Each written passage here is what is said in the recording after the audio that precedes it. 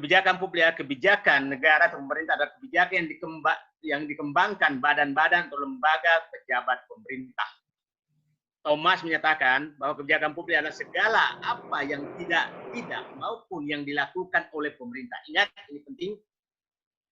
Thomas, segala apa yang tidak atau dilakukan oleh pemerintah itu adalah kebijakan publik.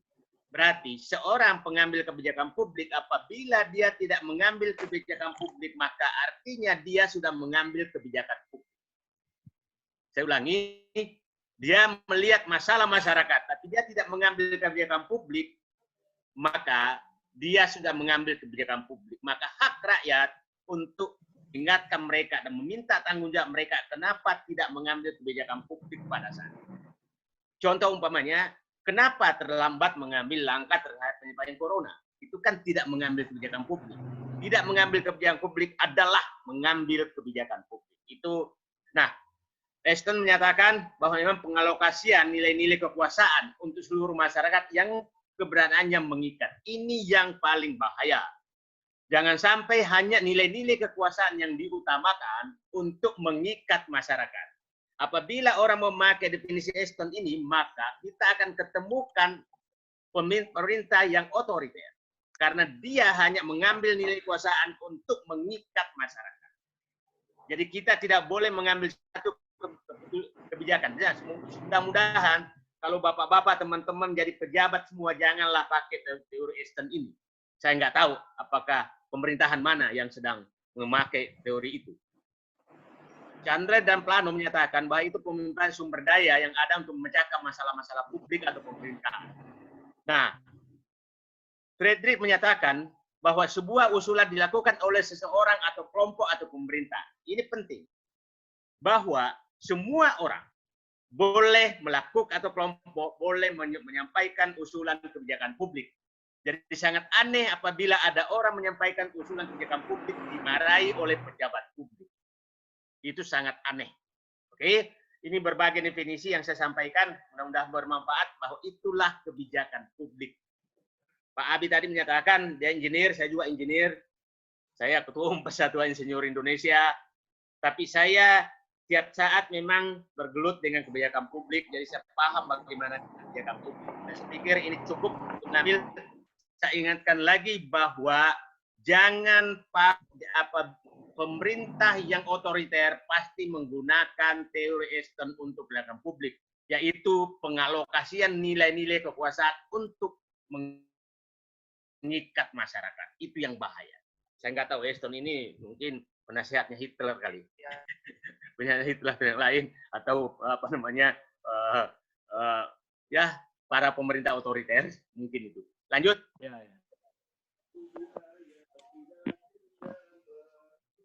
Nah, sekarang pihak-pihak apa saja yang boleh merumuskan dan mengevaluasi kebijakan publik? Mohon maaf, ada yang salah ketik karena tadi sambil ini waktunya mendesak, jadi masih kurang ya. Tapi kan intelektual semua yang baca, jadi kurang ada. Tapi kalau ketemu para buzzer itu, nulis aja nggak bisa. Nah, mengetik aja nggak bisa itu, buzzer itu. Nah, pertama adalah masyarakat umum sebagai pelaksanaan hak berpendapat sesuai Undang-Undang Dasar 45. Jadi apabila seseorang menyampaikan kebijakan publik oleh pemerintah, maka dia melakukan adalah hak rakyat mempertanyakan kenapa BPJS dinaikkan sementara kartu prakerja dikasih uang. Itu hak rakyat. Kenapa yang dana 5,4 triliun dikasih aja BPJS supaya adalah hak rakyat mempertanyakan kenapa harga BBM Pertamina tidak turun sementara harga minyak turun. Apakah rakyat dimarahi? Tidak boleh dimarahi, itu hak mereka.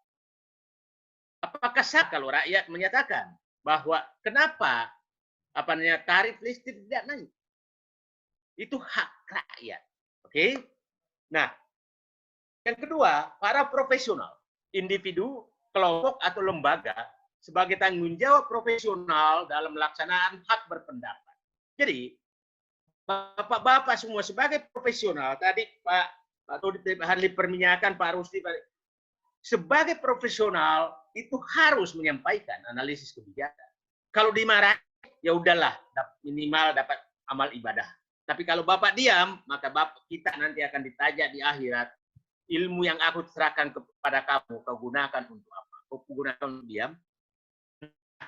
Jadi itu profesional, harus bicara, harus bicara. Saya katakan, kenapa saya dulu melepaskan jabatan? Karena kampus sudah diam, mahasiswa sudah tidur, para intelektual sedang menunggu dipanggil untuk mendapatkan posisi. Nah, terus siapa yang menyelamatkan negeri ini kalau semua diam? Saya bilang, saya 32 tahun di dalam pemerintahan, itu berat sekali. Ya, berat sekali kritikan kebijakan. Nah, yang ketiga, pejabat dan atau lembaga pemerintah yang termasuk konsultan yang tunjuk sebagai pelaksanaan tugas dan tanggung jawab. Saya 32 tahun melakukan perumusan kebijakan. Intinya yang ketiga adalah bahwa ini terbuka sampai diputuskan. Ya, termasuk konsultan yang tunjuk dibayar pemerintah tidak boleh membuka hasil usulan kebijakannya sampai itu diputuskan. Tapi masyarakat profesional itu harus terbuka, menyampaikan ke publik. Nah, problemnya adalah pada saat kita menyampaikan ke publik, maka terjadi kriminalisasi. Seakan-akan bahwa orang yang mendukung negara ini, yang mendukung pemerintah, hanyalah orang yang mendukung apapun yang dikatakan. Orang yang memberikan jalan, alternatif jalan adalah dianggap anti pemerintah dan harus dihentikan omongan. Itu yang paling bahaya. Karena, sekali lagi, saya 32 tahun di dalam. Kita tidak punya waktu mendapatkan informasi sebanyak-banyaknya. Kenapa? Birokrasi kita itu berat, birokrasi Yesus. Jadi pada saat dia tahu Said Didu mau kemana tujuannya, maka pada saat saya minta pendapat kebijakan dari si eselon 4, maka dia carikan eselon di pemerintahan tuh eselon 3, eselon 1, 2, 3 dan 4. Eselon 1 itu ibarat gas, eselon 2 itu kopling, eselon 3 itu adalah rem, 4 rem, eselon 3 kopling, gas, eselon 2 itu eselon 4 itu kaca spion, eselon 3 adalah rem, eselon 2 adalah kopling, eselon 4 adalah gas.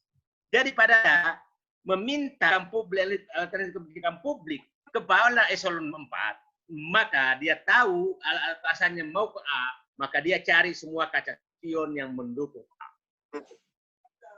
Eselon 3, karena dia tahu alasannya mau A, semua rem-rem, mencabut semua rem yang menghambat tujuan. Eselon 2 masuk, maka dia membuka kopling saat tujuan. Maka Anda akan mendapatkan informasi untuk kita mendengarkan jalan. Oke, ini presentasinya agak alumni perguruan tinggi dan pasti perguruan tingginya jelas. Nah, tahapan umum penyelesaian publik bahwa kalau kita merumuskan kebijakan publik, maka kita harus menganalisis kebutuhan stakeholder semua. Stakeholder yang kita tuju, kira-kira kebutuhannya apa? Kebutuhan ini berubah-berubah. Seperti sekarang, apakah orang akan butuh jalan tol? Enggak. Orang butuh investasi? Enggak. Apakah orang butuh ngiung-ngiung? Enggak. Yang dibutuhkan rakyat sekarang adalah bisa hidup selamat dari itu analis stakeholder itu dinamis dan berubah. Setelah kita tahu kebutuhan stakeholder kita apa, maka itu kita harus merumuskan tujuan-tujuan kebijakan untuk memenuhi kebutuhan stakeholder. Setelah itu baru kita menganalisis miliki seperti apa. Oke? Jangan karena tidak punya sumber daya bayar buzzer. untuk mendorong penghambat.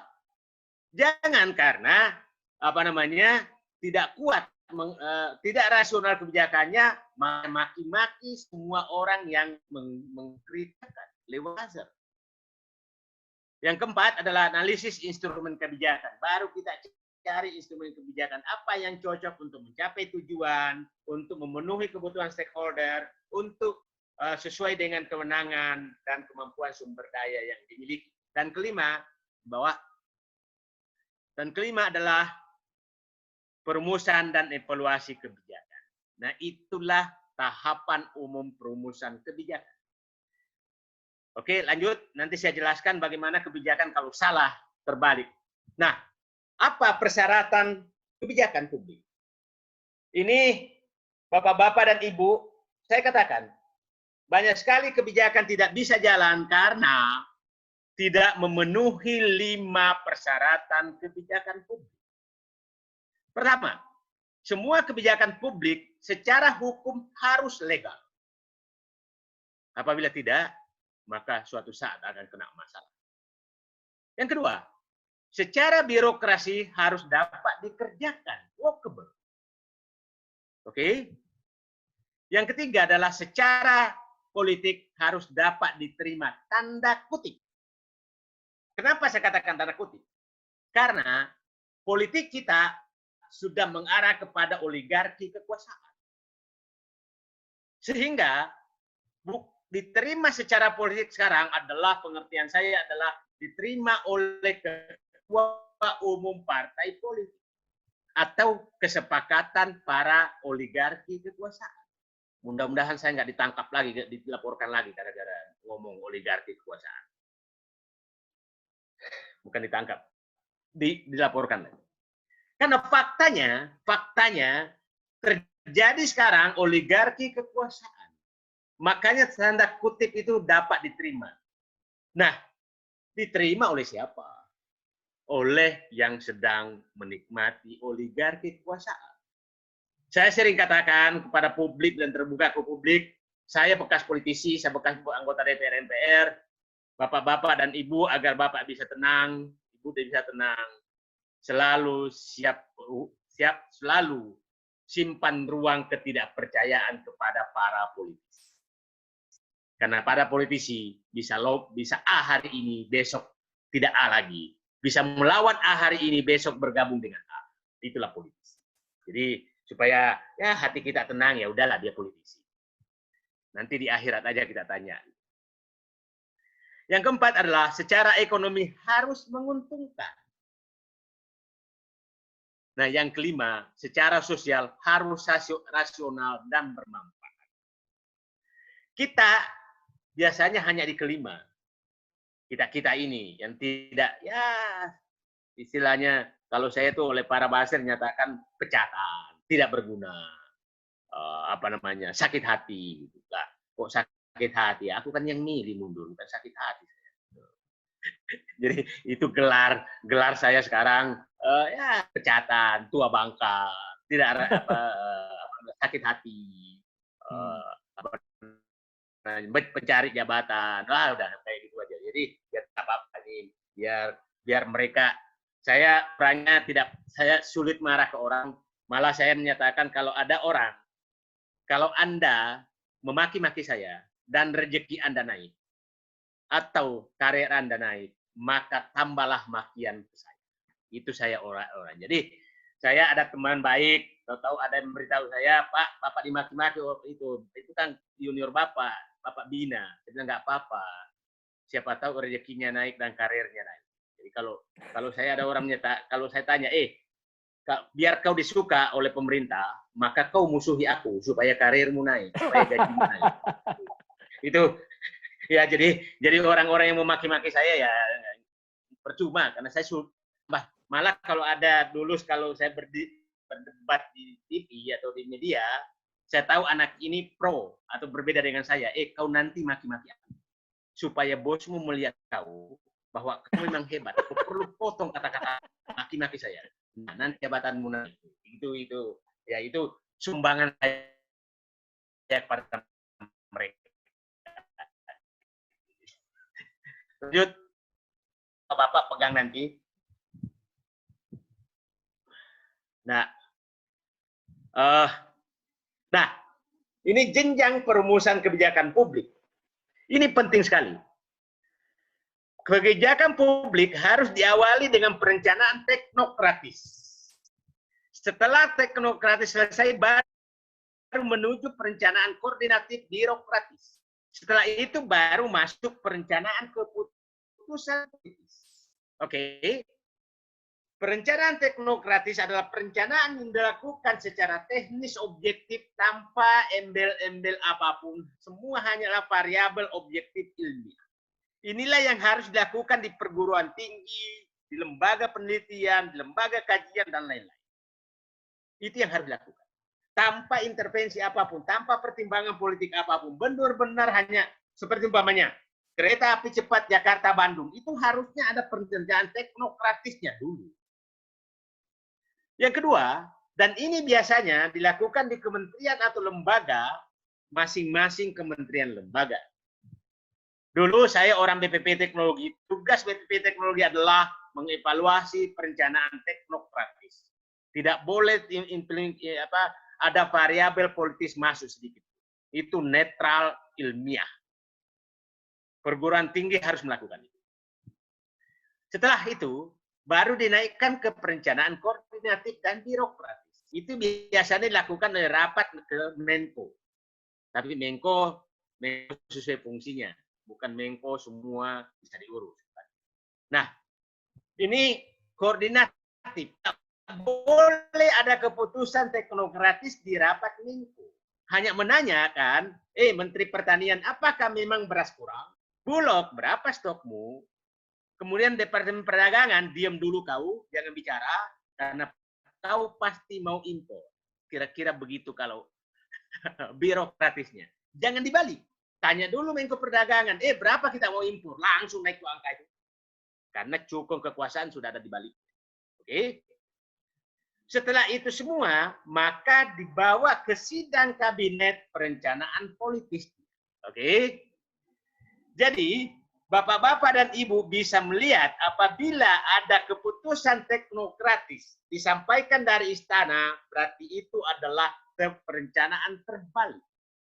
Adalah sangat bahaya apabila dibalik perencanaan politis dulu, perencanaan politis keinginan politis.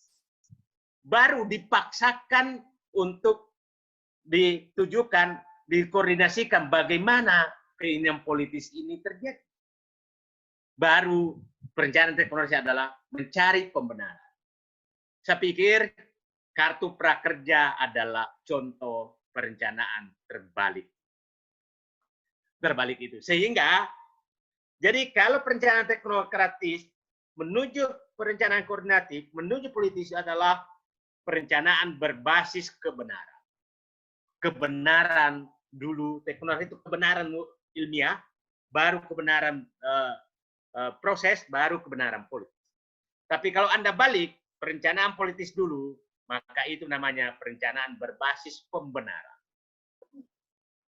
Sehingga sekarang, banyak sekali teman-teman saya di birokrasi yang masih sekretaris saya, Pak, capek kami, Pak. Tiap hari hanya mencari pembenaran, bukan mencari kebenaran. Cuma ya udahlah, kau diam daripada kau nanti mati kelaparan. Biarkan saya di luar. Itu. Nah, teman-teman saya masih kontak-kontak terus, mereka benar-benar melawan hati nuraninya, ya tapi gimana lagi. Demi negara, kau diem. Lanjut. Lanjut. Nah, sekarang saya ingin membawa bagaimana sebenarnya kita merancang, merumuskan evaluasi kebijakan berbasis pendekatan sistem. Kita tahu, dari seorang sistem, saya orang sistem, estetika saya sistem, setiap kebijakan bahwa dipengaruhi ada namanya input, 3 input. Input lingkungan, strategis. Input terkontrol, input tidak terkontrol, output dikehendaki dan output tidak dikehendaki. Setiap saya merumuskan kebijakan, maka kelima kolom ini harus diisi. Apa output yang kehendaki? Itu dulu yang kita isi. Output yang kehendaki kita apa? Nanti saya kasih contoh. Kemudian output yang kita kehendaki, tidak kehendaki apa? Karena semua kebijakan publik pasti ada biasnya. Biasnya itu yang harus. Nah, kemudian input lingkungannya apa yang terjadi? Kemudian input terkontrol yang kita bisa kontrol di bawah kewenangan kita itu apa? Dan input yang tidak terkontrol, tapi mempengaruhi proses kembang keputusan apa saja. Itulah prinsip. Jadi saya kalau menyelesaikan persoalan, biasanya hanya satu lembar ini. Untuk lihat, nanti saya kasih contoh bagaimana mengisi lembaran ini. Mengisi lembaran. Lanjut. Nah, biasanya output tidak kehendaki, ada manajemen pengendalian untuk masuk input tidak terkontrol. Nah, saya ingin coba, bagaimana sih kalau seandainya saya pemerintah merancang kebijakan atasi pandemi corona dengan pendekatan sistem. Oke? Output yang dikehendaki adalah pasti ini prioritasnya sangat tergantung kepada pengambil kebijakan publik. Satu adalah korban harus minimal. Kedua, penyebaran harus berhenti. Ketiga, kesejahteraan rakyat aman. Keempat, keuangan negara aman. Perekonomian nasional terjaga. Dan gejolak sosial tidak terjadi. Itu kira-kira output yang kita kehendaki. Tapi ada yang membalik. Nomor satu adalah perekonomian dulu. Nomor 5 itu. Kalau saya nomor 1, nomor 5 itu. Nah, di sini kita lihat prioritas kita yang mana. Dari kotak output dikehendaki. Kalau bagi saya, kenapa harus korban minimal dan lain-lain? Karena ini menyangkut nyawa manusia. Dan penyebab ekonomi tidak jalan karena penyebaran tidak berhenti. Maka hentikan dulu penyebaran. Nah, saya pikir substansi itulah yang saya bahas di video saya yang beredar. Yang saya menganggap bahwa ekonomi investasi tidak usah dulu sampai COVID selesai. Tapi gara-gara itu menjadi polemik, seakan-akan mengkritik pribadi. Padahal saya menyatakan, jangan dulu pikirkan ekonomi sebelum apalagi pindah ibu kota baru sampai selesai COVID Corona. Kira-kira itu Pak Abi sebenarnya. Ini analisis saya begini. Nah, sekarang output yang kita tidak kehendaki adalah dampak Corona tidak terkendali. Kalau ini tidak terkendali, maka lupakan ekonomi, lupakan rakyat, bangsa, dan negara. Yang kedua, terjadi gejolak perekonomian. Yang ketiga, terjadi gejolak sosial. Analisis saya selalu seperti ini. Jadi kalau ada yang marah, mari kita berdebat secara ilmiah. Jangan pakai pendekatan kekuasaan. Input yang terkontrol adalah penanganan warga, PDP, ODP umum, pengendalian penyebaran bisa dilakukan oleh pemerintah, penyediaan sarana dan tenaga medis itu bisa dilakukan pemerintah, penyediaan bantuan bisa dilakukan pemerintah, sumber dan alokasi anggaran bisa dilakukan oleh pemerintah. Ini namanya input yang bisa dikontrol untuk mencapai output yang dikehendaki. Input lingkungan yang kita tidak bisa kontrol di atas, penyebaran virus corona di dunia, itu mendunia, perkembangan perekonomian dunia juga kita tidak bisa kontrol, kemudian kebijakan negara lain kita tidak bisa kontrol, tapi mempengaruhi pengambilan keputusan. Input yang tidak bisa kita kontrol adalah teknologi pengobatan virus. Sampai sekarang belum bisa kita ketemu. Dua, waktu dan lama penyebaran. Kita juga belum bisa memastikan, walaupun ada tukang survei yang mensurvei tanggal sekian selesai ya. Lama-lama malaikat maut pun disurvei juga. Apa malaikat maut mencabut nyawa orang-orang ini semua. Ini bingung saya memakai survei apa ilmiahnya itu. Kemudian jumlah penerimaan negara itu tidak bisa dikontrol sekarang. Kalau normal maka dia bisa dikontrol. Jumlah dana yang dibutuhkan kita nggak bisa kontrol karena jumlah pandemi corona kita belum bisa pastikan berapa orang. Jumlah pembiayaan dari luar negeri juga kita tidak bisa kontrol. Kenapa? Kita tidak punya, negara banyak sekali yang tidak punya uang, tidak bisa membantu apapun ke negara lain. Sehingga kemarin Ibu Sri Mulyani sudah menyatakan bahwa defisit diperkirakan lebih dari 1.000 triliun. Artinya negara akan menambah utang lebih dari 1.000 triliun. Itu perkiraan saya 3 bulan lalu sudah menyatakan demikian. Makanya saya ketawa pada saat menyatakan hanya butuh 800 triliun. Saya bilang perkiraan saya Pak, mungkin 1.200 triliun. Mungkin 1.200 triliun. Nah, 1.200 triliun, problemnya adalah adakah yang mau memberikan uang? Faktanya lelang utang tidak laku dan kita tahu Sun kita adalah bunga, salah satu bunga tertinggi di dunia. Negara lain di kawasan kita sekitar 2%, kita sekitar 7-8%, beda 5%. Jadi orang kaya di luar negeri kalau mau dapat keuntungan, maka dia pasti beli Sun. Dan kita semua yang akan membayar dengan bunga yang sangat. Mudah-mudahan saya tidak dilaporkan lagi karena membuka fakta tersebut. Ya kalau dilaporkannya gimana lagi lah. Lanjut. Nah, sekarang tadi bagaimana menyelesaikan pandemi corona. Sekarang bagaimana menyelesaikan ekonomi pandemi corona. Oke, tadi kan masalah pandeminya. Sekarang dengan alat yang sama, saya katakan output yang dikehendaki adalah pertumbuhan ekonomi positif. Positif saja sudah bagus. Yang kedua, kesehatan rakyat terjaga, keuangan negara aman, dan gejolak sosial tidak terjadi. Output yang tidak dikehendaki adalah terjadi gejolak perekonomian dan terjadi gejolak sosial dan politik. Ini yang kita tidak kehendaki. Pemerintah tidak kehendaki. Saya juga tidak kehendaki. Ya, input yang bisa dikontrol dalam rangka perbaikan ekonomi adalah tingkat suku bunga BI. Itu bisa dikontrol. Kedua, bentuk dan besaran insentif. Itu bisa dikontrol. Bentuknya apa, insentifnya seperti apa. Tapi jumlahnya susah dikontrol. 3, besaran pajak, bea, dan cukai. 4, tingkat suku bunga kredit regulated. Tingkat suku bunga kredit yang diregulasi. Bukan kredit yang tidak diregulasi. Regulasi core, apa segala itu namanya regulated.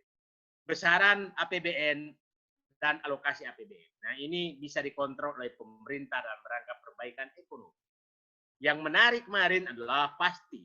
Nah, saya kembali tadi bahwa publik pasti berhak dong bertanya, kenapa BUMN dikasih 10 triliun, kenapa BPJS Kesehatan tidak dikasih? Tarif nggak naik dong, ya kan? Tapi beberapa BUMN diberikan 152 triliun. Itu publik berhak bertanya. Masa bertanya aja ditangkap? Jelas, wahai penguasa, kenapa Anda memilih menghabiskan uang kartu prakerja 5,6 triliun, menghabiskan 152 triliun untuk menyuntik BUMN, menghabiskan 120 triliun untuk insentif pengusaha swasta. Kenapa tidak menyuntik BPJS Kesehatan agar tidak naik? Rakyat juga boleh bertanya, kenapa pemerintah Pertamina tidak menurunkan BBM? Ada apa di balik ini semua? Apakah karena utang pemerintah ke Pertamina terlalu besar? Sehingga Pertamina menghadapi masalah keuangan yang berat.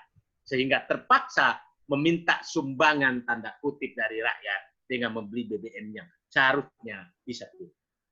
Itu semua pertanyaan. Mohon maaf, saya agak paham betul pembentukan harga BBM itu. Jadi kalau ada yang mau berdiskusilah kita dengan sehat. Jangan karena kekuasaan, kenapa kau buka lagi harga BBM ini? Maka aku laporkan lagi kau. Jadi laporannya banyak. Nah, input yang tidak dikontrol adalah nilai tingkat suku bunga bank, kita nggak bisa kontrol. Nah, orang sering menyatakan, kenapa suku bunga bank tidak bisa turun? Ya jangan mimpi turun lah. Sun 8%, bagaimana mau turun suku bunga bank? Di negara lain suku bunganya bisa turun karena pasti Sun, pasti bunga deposito mendaki Sun. Ya agak aneh minta menurunkan bunga bank tapi surat utang negara bunganya tinggi. Nah kalau Sun 8% ya deposito minimal 7%. Bunga bank minimal 14%. Itu jadi ya kadang-kadang saya ketawa aja kalau ini. Yang kedua jumlah investasi swasta kita nggak bisa kontrol, jumlah investasi asing kita nggak bisa kontrol, sumber pembiayaan dari uang tidak bisa kontrol. Dan ini cara menganalisis kebijakan. Mudah-mudahan bapak-bapak nanti bisa menggunakan lembaran ini untuk melihat evaluasi kebijakan kecil-kecilan, kebijakan RW, kebijakan RT, kebijakan apa, karena ini alat tools paling gampang. Nggak, hanya akal sehat aja, nggak perlu ilmu panjang-panjang. Lanjut. Nah, sehingga dari analisis itu saya katakan paket kebijakan yang dibutuhkan adalah satu, kebijakan atasi krisis pandemi corona saat ini, kebijakan atasi perekonomian rakyat, ketiga adalah kebijakan atasi krisis fiskal, yang keempat adalah kebijakan atasi krisis ekonomi, dan kebijakan hindari krisis sosial. Ini agak was-was nomor 5. Tadi nanti saya jelaskan satu demi satu dari paket kebijakan ini, seandainya saya di pemerintahan. Tapi di luar pun, kalau diterima pun nggak apa-apa, saya tidak akan minta honor. Tapi nggak usah dilaporkan. Masuk ngasih laporan saja, usulan saja. Ini hasil pemikiran yang cukup. Kalau di dalam, kalau saya jadi konsultan dibayar lah, tapi ya nggak apa-apa lah di negara. Saya tidak perlu dibayar, tapi nggak usah dilaporkan. Lanjut. Nah, paket kebijakan pandemi corona, saya katakan dulu percepat dan perluas pelaksanaan tes. Yang kita tahu sekarang, ya kalau tidak mau ada tambahan tes, itu gampang. Dan kelihatannya takut sekali kalau ada tambahan. Sehingga ya tesnya, jadi tesnya kan hanya 4.000 sampai 5.000 per hari. Ya, jadi ya kalau gampang kok, supaya nggak nambah jangan tes. Yang kedua, penyediaan APD yang cukup. 3, penyediaan ruang perawatan. 4, kendalikan penyebaran, lakukan isolasi, PSBB dan lain-lain, dan tutup lalu lintas manusia dari dan keluar sumber wabah. Yang ini tiap detik berubah dan tiap pejabat berbeda-beda, maka marilah kita menikmati kepusingan. Pulang boleh, tapi mudik tidak boleh. Silakan tafsirkan sendiri. Tidak boleh mudik, kendaraan yang dilarang mudik, kendaraan boleh. Makanya tadi saya dapat video menarik, terpaksa naik mobil, menanyakan ke kursi kosong, karena boleh jalan, tapi tidak boleh ada orang. Ya, mari menikmati kebingungan. Lanjut. Kebijakan perekonomian rakyat, saya katakan yang paling utama, sediakan bahan pokok. Nah, perlu kami sampaikan kepada bapak-bapak, saya sangat was-was tentang ketersediaan bahan. Saya katakan analisis saya, supaya saya nggak dilaporkan lagi. Analisis saya, perkiraan saya, dengan produksi kemarin panen raya hanya sekitar 12,5 juta ton, stok bulog beras hanya mungkin sekarang sudah kurang dari 1,3 juta ton. Maka perkiraan saya, orang sekarang habis lebaran ini Juni baru turun sawah, maka kira-kira akan panen Juli, Agustus, September, itu kira-kira pertengahan Oktober baru panen lagi. Dan panen Oktober itu panen tidak panen raya. Yang panen raya itu Maret, April. Panen raya kemarin hanya sekitar 12,5 juta ton. Sekarang tambah ini, jadi hanya perkiraan saya adalah akhir Juli beras Indonesia habis. Karena panen baru Oktober. Pertanyaannya, beras akan datang dari mana? India, semua hampir produsen beras. Vietnam sama sekali, Thailand sama sekali tidak mau mengekspor beras dulu karena menghadapi corona. Vietnam juga seperti itu. Maka yang saya was-was adalah pangan. Saya berharap bapak-bapak semua, ibu-ibu semua, setiap jengkal pekarangan tolong ditanami pangan. Singkong itu butuh 8 bulan, cukup lama. Tapi 6 bulan sebenarnya sudah bisa dimakan. Tapi kalau sampai Agustus sudah nggak bisa. Mungkin ubi jalar itu agak cepat bisa dimakan. Pisang itu juga nggak ngejar. Nah, yang saya heran, kalau saya di pemerintah, maka yang saya lakukan adalah melobi negara penghasil beras untuk siap-siap kami impor. Karena ini beras nggak ada. Nah, kalau beras nggak ada, itu semua menjadi masalah. Nah, itu presiden saya Agustus. Mohon maaf, aparat, dan mungkin ada intelijen juga yang mengikuti ceramah ini. Mohon maaf aparat, saya tidak menyatakan ini, hanya mengingatkan pemerintah agar menyiapkan beras. Bukan menyampaikan berita untuk nakut-nakuti rakyat. Soalnya sekarang kalau kita menyampaikan sesuatu untuk diingatkan pemerintah, bisa dibalik bahwa seakan-akan menyampaikan informasi untuk membuat keonaran. Padahal kita menyampaikan, pemerintah tolong ini masalah. Yang kedua adalah masalah gula. gula, produksi gula kita itu hanya normal 3 juta ton, biasanya 2,5 juta. Konsumsi kita 7 juta ton. 4 juta ton itu adalah industri, anggaplah industri turun setengah, maka mungkin hanya 2 juta ton. Konsumsi 3 juta ton, maka butuh 5 juta ton. Produksi kita tidak sampai. Pasti kita mengimpor minimal 2,5 juta. Problemnya, negara-negara penghasil gula juga tidak mau mengekspor gula. Jadi kalau jangan heran Bapak-bapak, pasar sekarang harga gula mulai naik. Karena stok udah mulai berkurang dan tidak dapat impor. Nah, hati-hati cukong-cukong kekuasaan. Jangan sampai bermain di persediaan beras dan gula. Itu dua yang utama. Daging itu kelas tinggi, itu juga masalah. Sekarang, kedua, berikan bantuan langsung tunai. Kenapa saya katakan langsung tunai? Karena kalau BLT, maka rakyat itu kalau tunai, maka dia membeli produk tetangganya. Jadi saya tidak terlalu ini, kalau dikirimin beras, mie instan, minyak goreng, apa segala, itu uangnya masuk ke pabrik lagi. Kalau dikasih uang, maka yang punya pisang dia jual pisang, yang punya ubi dia jual ubi ke tetangganya, maka uang itu berputar di desa. Bukan dapat beras, makan masuk. Itu saya tidak tahu pemikirannya, sehingga bikin kantongnya pun puluhan miliar habis. Kantong hanya merek. Sudah kasih merek, bupati kasih lagi tempel, stiker. Jadi pendekatan-pendekatan seperti ini, ya itulah saya katakan tadi, di balik pendekatannya politis dulu baru. Udahlah, kasih aja uang tunai. Di kampung saya ada jual bandeng, dia beli bandeng. Ada jual ikan asin dan asin. Ada yang panen pisang, dia beli pisang. Maka uang ekonomi rakyat berputar di bawah. Tapi kalau dikirimi beras, dikirimi apa, maka dikirimi mie instan, dikirim minyak goreng, maka uang itu masuk ke pabrik. Oke? Jadi saya katakan, kasihlah bantuan langsung tunai. Saya katakan, berikan subsidi atau turunkan listrik dan BBM, ini penting. Penting. Jangan seperti sekarang, harusnya turun, nggak turun. Berikan insentif untuk petani dan UMKM. Aktifkan swadaya masyarakat. Ini penting swadaya masyarakat. Kenapa saya katakan penting, Bapak-bapak? Saya katakan, pemerintah sekarang, kalaupun saya maklumi betapa beratnya pemerintah. Pemerintah nggak punya uang. Pemerintah tidak punya uang. Tidak punya uang. Boleh Bapak-bapak tanya, Pemda-Pemda Bapak, apakah terima transfer dari pusat? Pasti menyatakan berat dan cuma takut bicara. Takut bicara.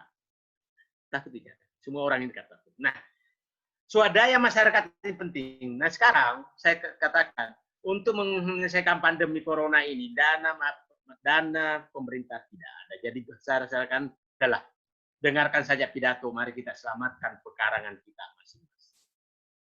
Selamatkan keluarga kita, selamatkan tetangga kita, selamatkan ini, itu saran saya, Pak. Selamatkan bahwa kita akan bisa makan, jangan terlalu berharap dari atas. Uang pemerintah tidak. Lanjut. Nah, ini gambaran bagaimana uang pemerintah tadi saya katakan, ini coba yang COVID Corona itu ya sebenarnya coba kita lihat beberapa kan 400 sekian triliun, 405 triliun.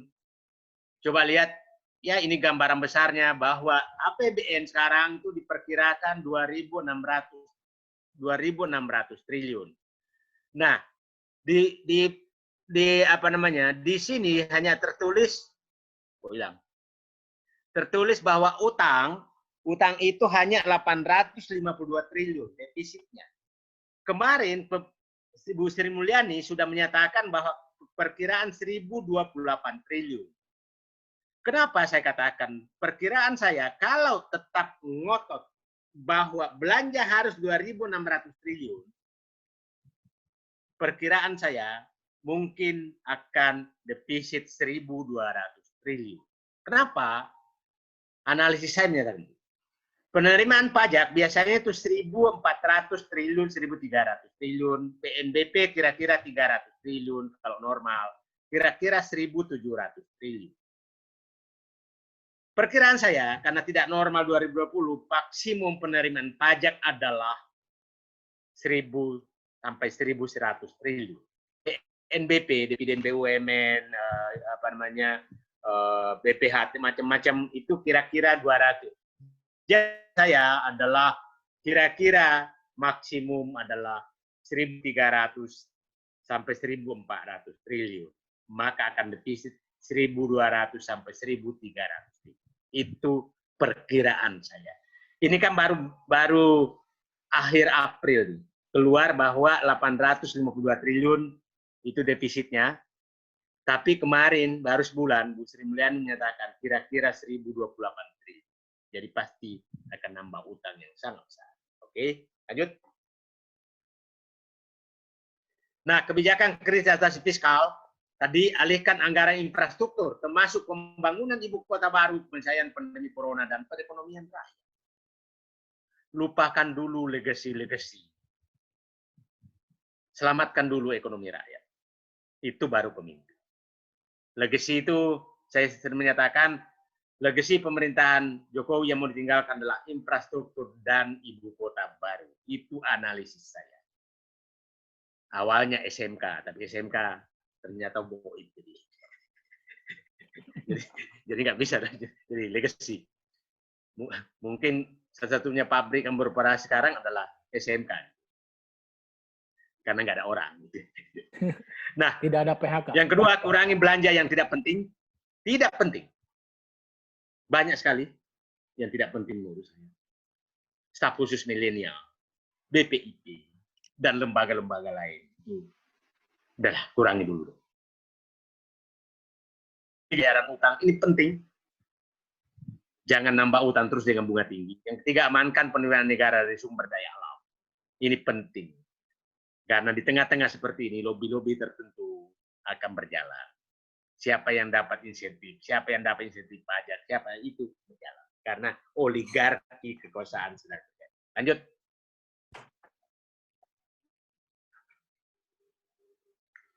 Kebijakan atasi krisis ekonomi, saya katakan berikan insentif kepada UMKM dan petani. Petani penting. Petani penting. Nah, kenapa petani saya katakan penting? Bapak-bapak dan Ibu, perlu saya jelaskan. Pasti masih ingat bagaimana saya memprotes dulu waktu PT Ibu ditangkap oleh laporan Menteri Pertanian. Karena dia membeli gabah petani dianggap mahal. Saya proteskan, Pak. Protes keras. Begini. Adalah sangat tidak logis negara yang berbasis pertanian itu menekan harga produk pertanian serendah-rendahnya demi inflasi. Saya sering mengalami, coba saja Pak, harga cabai sekarang, saya nanam cabai, kemarin coba memetik cabai 2 kg, ternyata punggung mau patah, 2 kg. Saya dapat 2 kg. Harga Rp7.000. Kalau harga cabai turun, maka diam semua pejabat. Tapi coba harga cabai naik 70.000, maka sidang kabinet. Ya kan? Jadi sangat lucu kalau harga produk petani naik, maka seakan-akan mau kiamat. Tapi kalau harga produk impor naik, maka tidak ada masalah. Dan selalu pada saat naik petani, maka hajar dengan impor.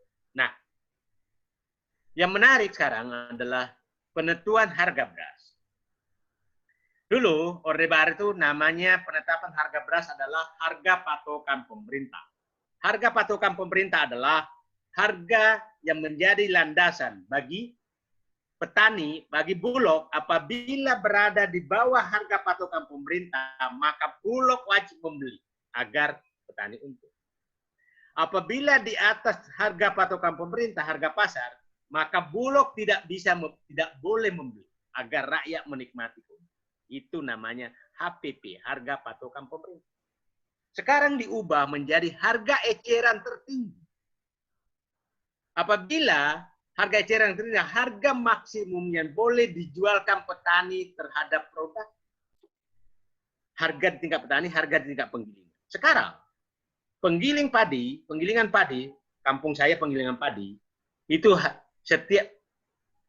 selalu sering sekali diperiksa polisi. Karena kalau menjual di atas harga harga eceran tertinggi, maka ditangkap.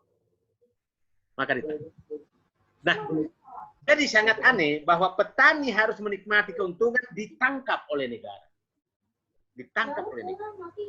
Nah, siapa yang dilindungi? Konsumen, kita ini yang tidak menghasilkan apa-apa. Nah, harusnya yang dilakukan adalah kalau harga naik adalah pemerintah membeli baru atau mensubsidi beras. Itu yang dilakukan, bukan menekan, bukan menyuruh petani menjadi kuda tunggangan para orang-orang kaya. Saya tidak tahu latar belakang kebijakannya. Mudah-mudahan doa petani, para petani. Nah, hal-hal seperti itu yang terjadi. Nah, saya berharap kembali lagi deh berakal sehat lah, lindungilah petani. Petani ini, saya petani Pak, saya bertani macam-macam, beternak juga saya nggak paham. Yang kedua, berikan insentif kepada usaha yang menampung tenaga kerja banyak dan atau proyek produk ekspor. Yang ketiga, siapkan buffer untuk hindari krisis perbankan dan lembaga keuangan. Ini bahaya.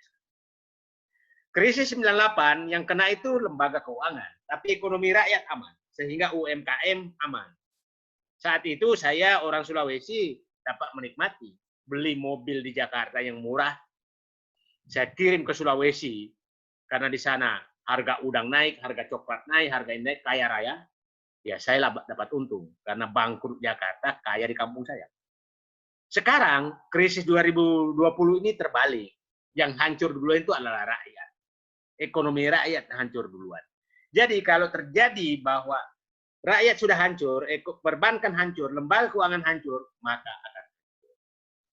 Tapi ya repotnya juga berebut merampok lembaga keuangan. Jiwasraya dirampok 20 triliun, Asabri dirampok, semua dirampok. Tapi pada saat kita buka perampokan-perampokan itu, maka seakan-akan kita banyak musuh. Padahal harusnya yang buka perampokan adalah orang yang banyak teman. Ya, tapi bersabar saja. Yang keempat, lakukan upaya-upaya khusus untuk memacu ekspor, ini penting. Lakukan renegosiasi utang. Lanjut.